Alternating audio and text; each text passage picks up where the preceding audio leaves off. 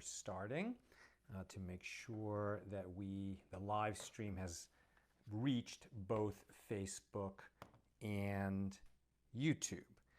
And let me, iPhone microphone, somebody said it could be a little louder.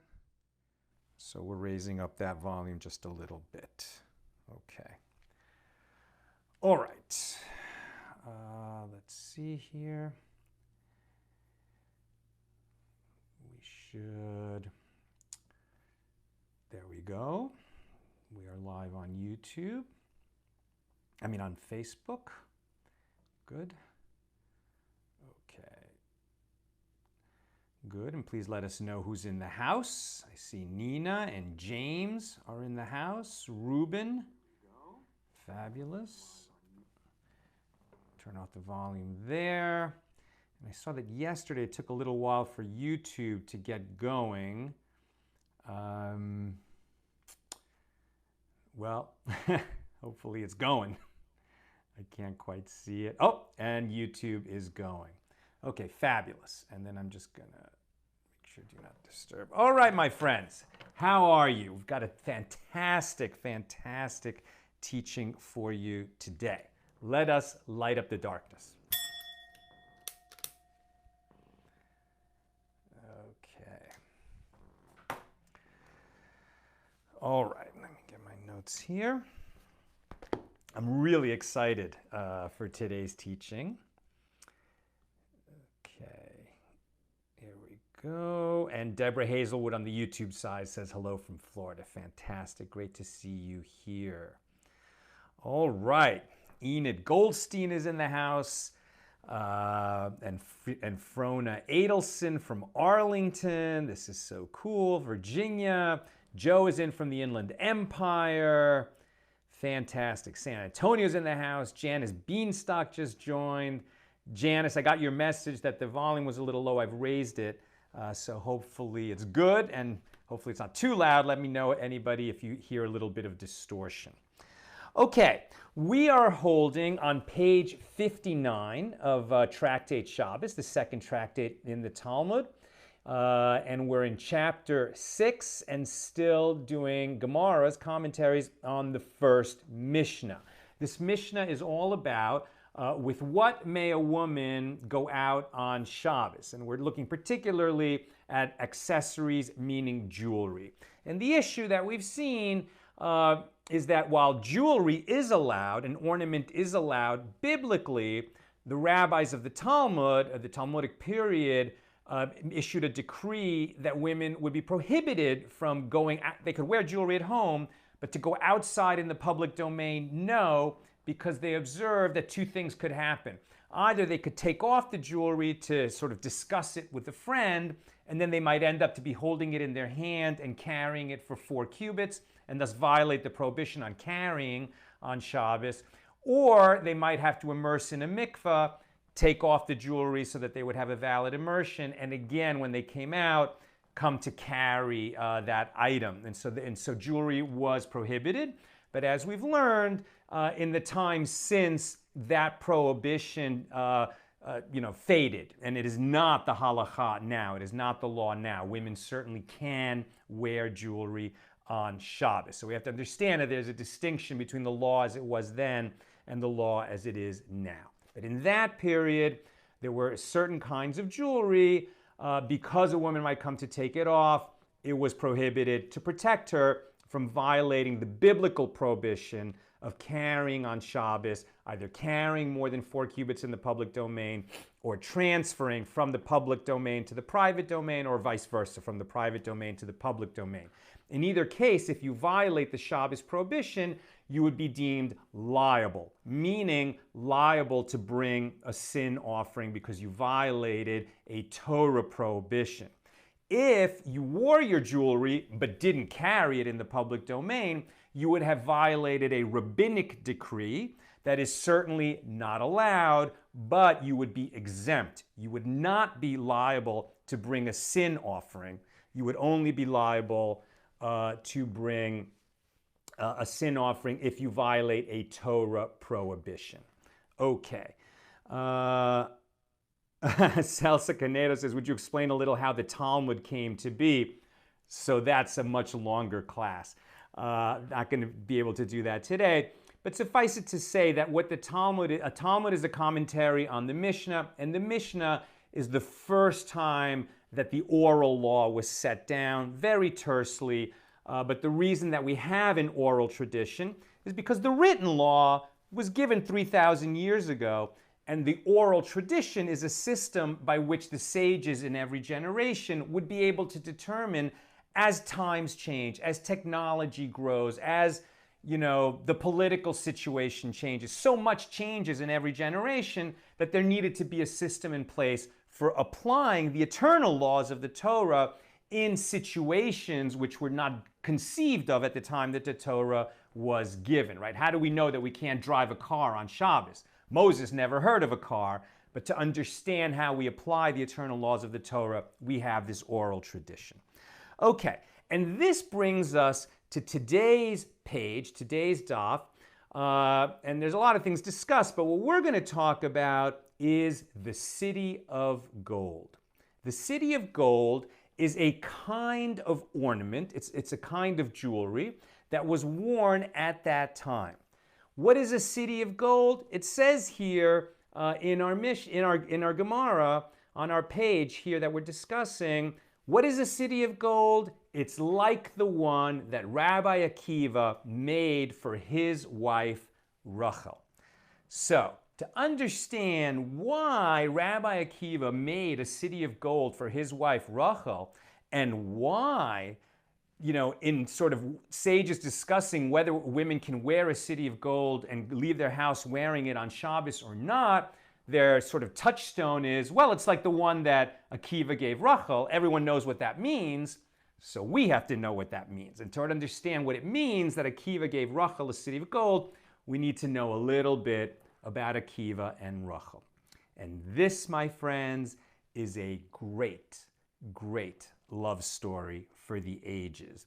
We're going to talk about Akiva many times because Akiva, in many ways, there is no central character in the Talmud. The Talmud is not a novel. The Talmud is a vast reservoir of discussions about the law primarily, but also including many other kinds of wisdom, folk wisdom, and stories. Stories about the sages and stories about biblical personalities. So in that vast reservoir, you can't say that there's a central character. But if there was going to be a central character, it would be Akiva. Akiva, he just is mentioned constantly all over the Talmud.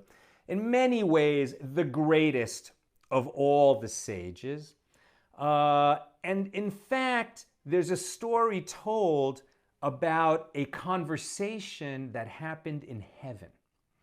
The conversation was between Moses and God. Moses is hanging out with God, and God suggests to Moses that he go visit the classroom where Akiva is teaching. So, who's Moses? The greatest prophet in all of history. I would say acknowledged by all religions as such. The greatest prophet in all of history, certainly the greatest prophet in the Jewish tradition, the lawgiver, right? Moses led us out of slavery in Egypt, went up on Mount Sinai, received the 10 Commandments, not on behalf of only the Jews, but of all humanity, and wrote the Torah, taking dictation from God, right? The greatest of all, and the lawgiver. But in heaven, God suggests to Moses, go visit Akiva's class. So Akiva has died, he's in heaven, and of course, what does a sage like Akiva do in heaven? He keeps teaching. Moses goes to visit Akiva's class.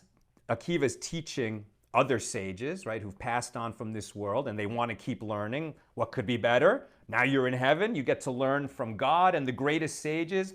Maybe you didn't merit to live in Akiva's generation, but you get to learn with Akiva once you're in heaven. Moses goes to visit Akiva's class, and he's sitting in the back, and he's listening to Akiva discuss teachings, deep, profound teachings in the Torah, and they're so involved and so intricate, that Moses can't follow it. Moses, the greatest prophet of all time, can't follow the wisdom of Akiva because it was so deep and profound and specific. Now, in Moses' defense, right, there was a Torah tradition of deep, deep study that extended for another 1,200 years after Moses lived. So of course Moses couldn't follow it. There had been over 1,000 years of the wisest people in every generation adding to this wisdom tradition that Moses began, right? Moses brought the law down, but so many had added over the generations that Moses just couldn't follow what Akiva was saying. And he started to feel really bad and embarrassed until Akiva taught something, and the students said, well, how do you know that that's true? And Akiva said, well, we know this is true because Moses received it from God himself, and Moses taught it to us. So we know that it's true because of Moses. And so Moses was a little bit, relieved that he wasn't so, supplanted in the wisdom tradition that he couldn't even follow the sages of later generations. And he realized that they still honored him throughout the history of that tradition. So he went back to God and he said, well, I'm glad that they still honor me and they remember that I added to something. But this Akiva, he's so brilliant, he's so deep. Why did you give the Torah through me? If you have a guy like that in your universe, God, you should have given the Torah through him. And God says to Moses, shh, I gave it through you because that's how it came out in my thoughts. Don't question me. Moses says, okay. And so he says, well, if this is a guy who's so great that, okay, you didn't give the Torah through him, but the Torah became something on a whole higher level thanks to him. So this is his Torah. What is his reward? And then God showed Moses, what the end of Akiva's life is. The end of Akiva's life was terribly tragic. He was one of the martyrs of Israel, killed, tortured by the Romans for teaching Torah. Moses says, this is his Torah and this is his reward? Why? And God says, shh, you can't understand my ways. This is the way that it arose in my thoughts, and there is a reason. There is a reason that so great a sage had this ending, and one day you'll understand, but not now. So that's just a little foreshadowing of who Akiva would be and the greatness of him. But when we meet Akiva, when we first meet Akiva in his narrative, he is 40 years old and illiterate. Forget he's not a sage. He can't even read and write. He is a shepherd tending the flocks of one of the richest men in Jerusalem, a guy named Ben Kalba Savua. Ben Kalba Savua. Ben Kalba Savua has a daughter, a beautiful, beautiful daughter named Rachel. Rachel gets to know this humble guy who tends her father's flocks. Perhaps she felt bad for him because he lost his first wife, and he's a single dad with a young son, doing his best, working hard to feed his son, and he would like his son to get educated. It's meaningful to him that the son become educated. Rachel gets to talking with him. Rachel is Hebrew for Rachel, right? So Rachel gets to talking with Akiva, and she realizes that this man may not be educated, but he is kind and wise, brilliant even. She recognizes in him greatness. And she says, you know what? You need to get educated. I know the sages. She's nobility, right? Her dad is one of the richest men in town, one of the rich men who honors sages. She's been around the greatest sages in the nation. And she says, you know what? These brilliant guys, they've got nothing on Akiva. Akiva just never had the opportunity to learn. So she encourages him to learn, and she falls in love with him. And she says, I will marry you if you get yourself an education, and I'll help you get that education. He says, well, I really honor education. I'm 40. It's not possible. She says, you can do it. I know you can do it. So she believes in him that much, and she promises to marry him if he'll get an education. And then her dad hears about it. Her dad, who's one of the richest men in town, doesn't want his daughter marrying one of his shepherds, just a lowly, blue-collar guy. She says, I'm going to do it. He says, if you marry this man, I will swear a vow that you will never benefit from a penny of my wealth. A vow I will take so that it'll be impossible for you to ever benefit from my wealth. She says, your wealth is great, but I believe in Akiva, and I'm going to marry him. So he said he takes the vow. He basically disowns her, disinherits her, doesn't want to know from her. He's furious. Fine. She, marries Akiva, and they're so poor that they're living in a hayloft. And in the winter, in Jerusalem, it gets very cold. And it's like, they're huddling and trying to get warm. And, they don't have a pillow and a blanket to keep themselves warm. They just surround themselves with the hay in the hayloft. And the hay gets all in her hair. And he's 40. He's young, but not so young. She's younger. But they're so in love that their love for each other and her belief in him and his ability to learn and to master Torah, a belief he doesn't have. He's totally ignorant, but she believes in him. And it sustains them. And they're so in love with each other, and there's hay in her hair. And he says, one day, I'm gonna be able to, have some money, and I'm gonna buy you a city of gold to replace that hay in your hair. So what was a city of gold? A city of gold was an ornament worn by the richest women. Only the richest women could afford it. It was a thing made of pure gold that went across the forehead and was basically like a skyline of Jerusalem. There were cities of gold of other cities too. It's sort of like something that the richest, most important women would wear in any city that is under discussion. Wherever we're talking about, they would make a city of gold of the city that those people lived in. I suppose the richest women might even have multiple cities of gold, like collect them from different cities. But it's pure gold. I mean, it's a thing. And she says, well, yeah, sure, okay. Just learn.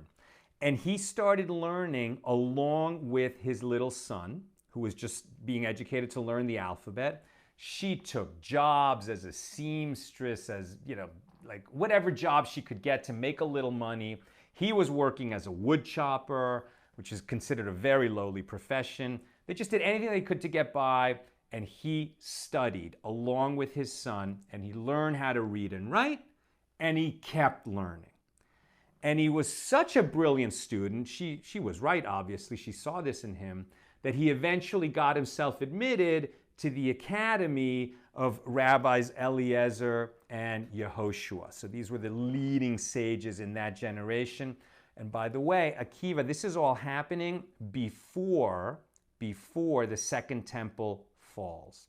About, I think he was born 50 years before the temple fell. He starts studying when he's 40. So for 10 years, he's becoming a gifted sage. And in the 10th year of his learning is when the destruction of Jerusalem happens, the destruction of the Second Temple, the greatest tragedy in Jewish history. But then it's going to be Yochanan ben Zakkai and the other sages who are the leaders at that time that are going to reestablish Torah learning, moving it from Jerusalem to Yavne and keeping it going. And so Akiva is one of that generation who witnessed the fall of the temple and is instrumental in forming, right, the religion of Judaism, the Torah-based. It was always Torah-based Judaism, but so much of the practice of Judaism revolved around the temple, and now the temple was gone. And so this is the generation that's going to lead the way in basically replacing sacrifices with prayer. And so many of the laws that they need to derive, right? They need to figure out what Judaism is going to look like now that the temple is gone. And Akiva is one of those sages who's involved in that. His brilliance shines so much, he quickly becomes Rabbi Eliezer, the head of the academy, Eliezer's favorite pupil. And he just shines and shines and shines, and everyone realizes that Akiva's, he's just a once in a millennium mind, you know. And not only is he brilliant and able to, you know, ask questions and find truths and facts in the Torah that everyone, like no one else could figure it out, and they're all so indebted to Akiva for discovering these truths in the Torah, but also there's a goodness to him and a positivity. He's an optimist. Akiva always believes it's gonna be for good. It's gonna be okay. We're gonna figure it out. You know, I mean, think of to be an optimist when you've just seen a temple, the second temple. Between the two temples, they stood for 900 years. 900 years, right? So the nation of Israel revolved around the Holy Temple for 900 years. And now that temple is gone. The whole thing could have fallen apart, but he said, no, this is for the best. This is what God wanted. We're going to figure this out. And he always brought that attitude. We're going to figure this out. Well, everybody recognized both his brilliance and his goodness, and everybody was attracted to him, and he attracted students. So much so that as the leading sage of his generation, he had 12,000 pairs of students, right? He taught people to learn with each other. He taught them how to learn. And so he had 24,000 students. And then, and during all this time that he was learning, by the way, you know, his wife Rachel was making it possible. She was supporting him. She was keeping this whole thing going. Eventually, after years, it took him basically 24 years to amass those 24,000 students. But at that point, I mean, he was just the greatest sage of all. And then he came to town, and her father didn't realize that this was his son-in-law. The father just heard, her father, that a great sage had come to town. And he went running to the sage. He said, please, I have a problem. I love my daughter so much. She married this guy. I vowed that he would never, you know, they would never touch a penny of my wealth. And so Akiva says to this guy, well, it's because she married an ignorant guy? Yes, she married an ignorant guy, and I wanted her to marry a Torah scholar. And Akiva says, well, if you had known that this guy was going to, you know, become a Torah scholar, would you have made that vow? He said, no, definitely not. If I even knew that he was going to be able to, you know, learn Torah, right? First you learn Torah, then you learn the whole Bible, then you learn Mishnah. You know, if I even knew that he was going to be able to learn Torah like what they teach a 10-year-old, I wouldn't have made the vow. It's just he didn't even know that at that point. And Akiva says, well, he's learned the Torah of a 10-year-old and much more, and I am he, and I annul your vow. And the father realized who he was with, that the greatest sage in all Israel was actually his son-in-law. He couldn't believe it. He fell at Akiva's feet. He kissed Akiva's feet. He was so happy. And he started then benefiting Akiva. But Akiva, at that point, he was so blessed. He was bringing so much Torah into the nation. It was like he was beloved of God. And it wasn't just his father-in-law's wealth that flowed to him. We're going to learn in other parts of the Talmud, but he had six sources of wealth. And, you know, people bequeathed to him. They wanted to support his academy. They wanted him to live in a way commensurate with the gift that his learning was giving to all of Israel. And so other people enabled him to make money and to be wealthy. And he became like the richest guy in the country, became fabulously wealthy, incredibly wealthy. Never went to his head. It was nice for him to be wealthy, but he never slowed down his teaching and his learning and his teaching. But it certainly became possible with all that wealth to finally fulfill his promise to his beloved Rachel. And by the way, he never, ever omitted to tell the people around him. Anything that I am, said Akiva, anything that I am, anything that I've learned, anything that I've taught, any benefit that I've given this nation, it's because of Rachel. She made me. She made everything possible. There wouldn't be anything that I have taught without her. And let me tell you how important that would be. We'll come back to the City of Gold in one moment. These 12,000 pairs of students eventually, who were like the generation of students, right? Everyone had come to Akiva. So this was like all the students of Israel. And they were struck by a plague. They got sick. A plague went through them. Some say, the Talmud teaches, that it was because they didn't respect each other. It's not that they hated each other, it's that they loved each other, but they didn't respect each other.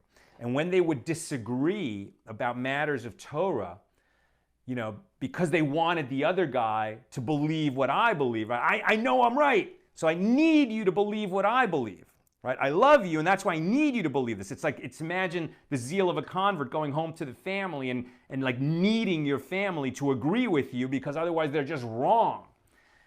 You don't respect the beliefs and intellect of the people you love. And this was the problem that his students had. And it was a spiritual punishment, says the Talmud. In any case, what historically happened is a plague struck those students and they all died. And they died in this period of the year that we are in right now. They died between Passover and Shavuos while we're counting the Omer. And we have a tradition that the plague ended on the 33rd day of the Omer, and that's Lag BaOmer. And that's a celebration that we're going to have on the 33rd day of the Omer. Last night we counted 25, so that would be, the difference between 33 and 25. We don't like to count these days or predict them, but Lag BaOmer is the 33rd day of the counting of the Omer, and last night we counted 25. Because they were the generation of the Torah of Israel and they all died, the Torah seemed like it would be lost from Israel at that point. But Akiva said, okay, for whatever reason, this is what God had in mind. We start over and we start immediately. And he had 5 key students. He had many more students eventually, but he had 5 key students with whom he began again. And those students, we've heard their names a bunch of times already. 2 of them are a pair that disagree on the laws of Shabbos, Rabbi Yehuda and Rabbi Shimon. Right? Yehuda, the one who says if you're doing a permitted thing, but it causes an unintended violation of Shabbos, like you can drag furniture across your dirt floor, but it creates a furrow, which is like planting, like hoeing, like when you hoe in a field, that's not allowed. So you can't move the chair. You can't move the bench. But Rabbi Shimon says the unintended consequence doesn't matter.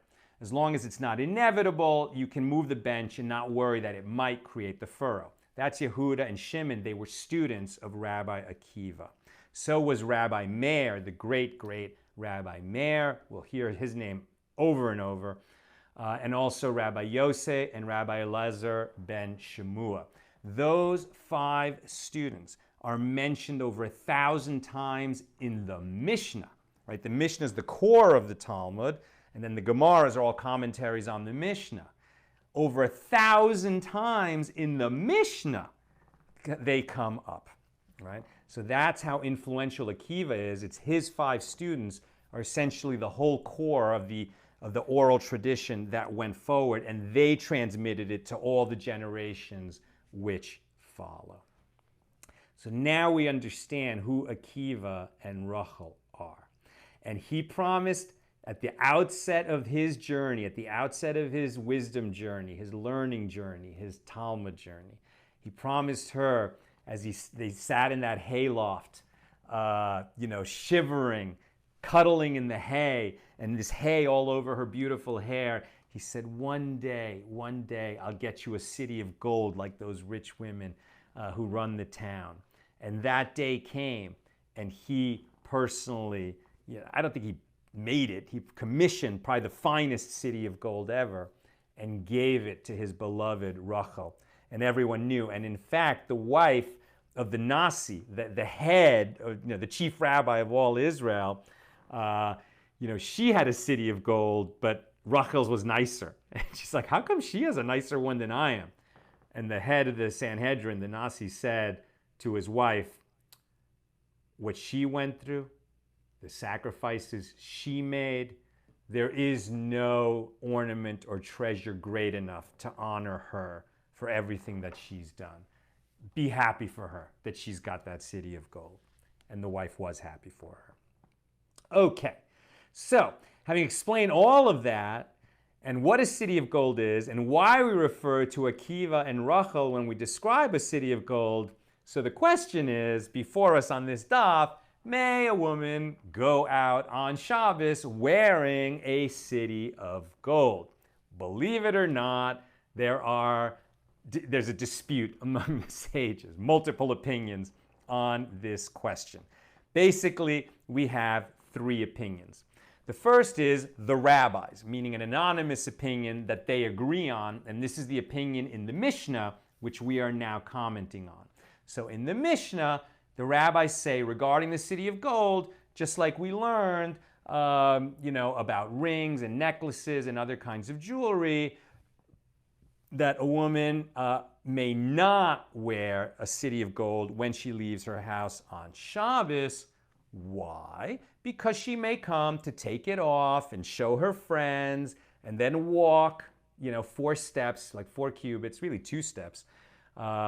Cubit is about 1.5 feet, so 4 cubits is like 6 feet. It's like 2 steps. If you take 2 steps carrying something in the public domain, that would be a violation of a biblical commandment, a biblical prohibition of carrying on Shabbos, right? So, and then you're liable to bring a sin offering. So to protect women from coming to make that violation, the rabbi said, no, you don't go out with a city of gold. But if you do, right? So the women are prohibited from doing it by a rabbinic decree. But if they do it anyway, they have violated a rabbinic decree, but they're exempt from bringing a sin offering unless they actually carry, right? Unless they actually do the thing the rabbis are afraid of, they don't have to, bring this, they're not liable to bring a sin offering.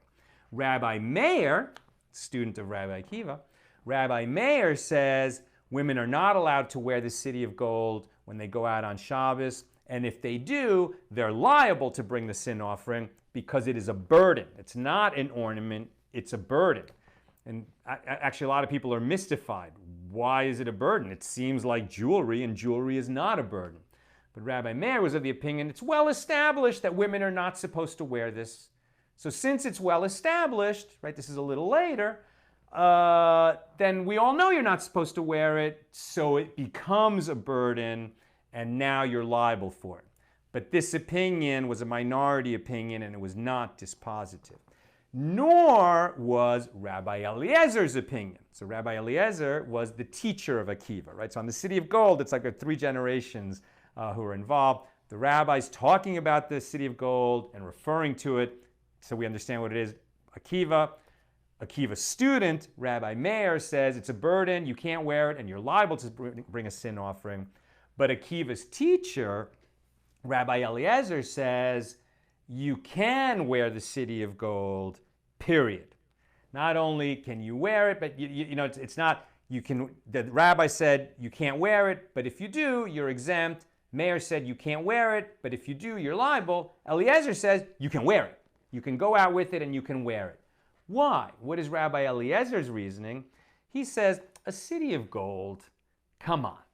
This is not like the typical ring or necklace.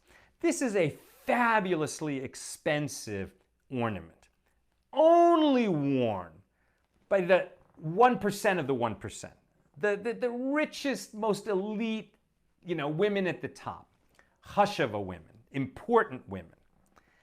These important women are so classy that they don't take it off and say, hey, look at my city of gold. Isn't it amazing? Because that's beneath them. They're more elegant and refined than to do that.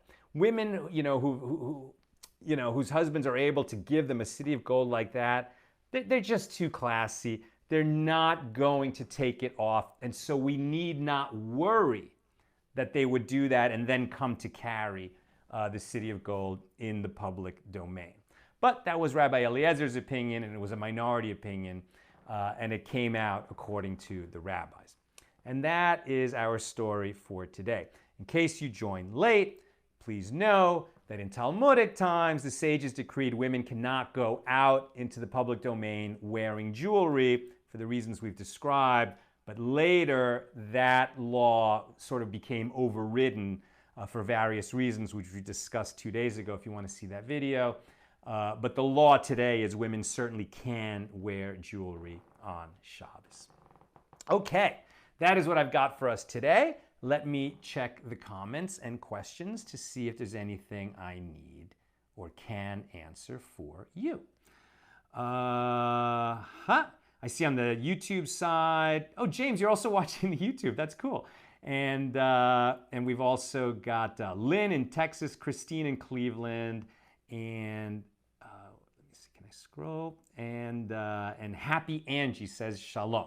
Over on the Facebook side, I think is where we have some questions.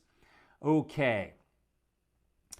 Was Rabbi Akiva, Brandon Christian Sullivan says, was Rabbi Akiva part or sympathetic to the Bar Kokhba revolt? Yes, he was involved with that.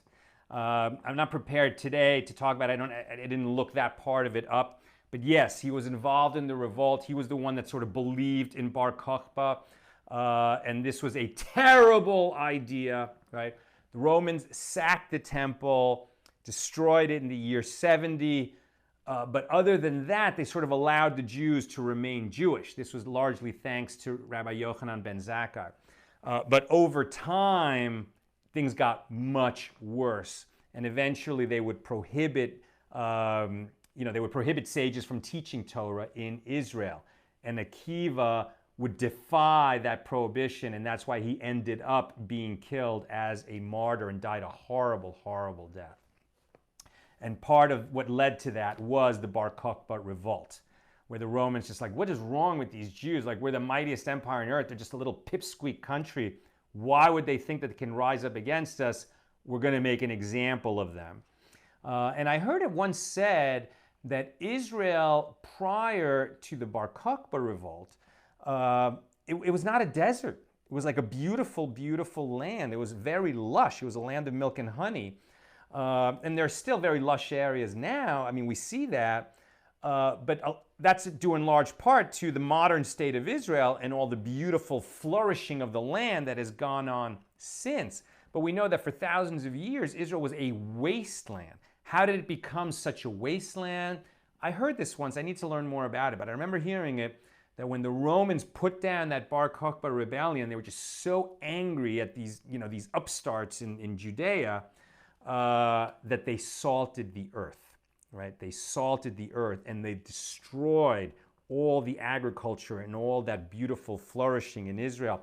And that really contributed to the Holy Land becoming a desert and a wasteland. Scott Gregory says, how old was Rabbi Akiva when he started learning? 40, right? He was 40 when he started learning. And that's one of the great teachings. You know, people think, well, I thought, this actually applies to me so much. You know, I didn't have a yeshiva education. I went to Hebrew school, 3 short days a week until I had a bar mitzvah. But, I learned how to read Hebrew. I didn't know anything. I wasn't inspired. It didn't do much for me. And then I had my bar mitzvah, and then I was gone.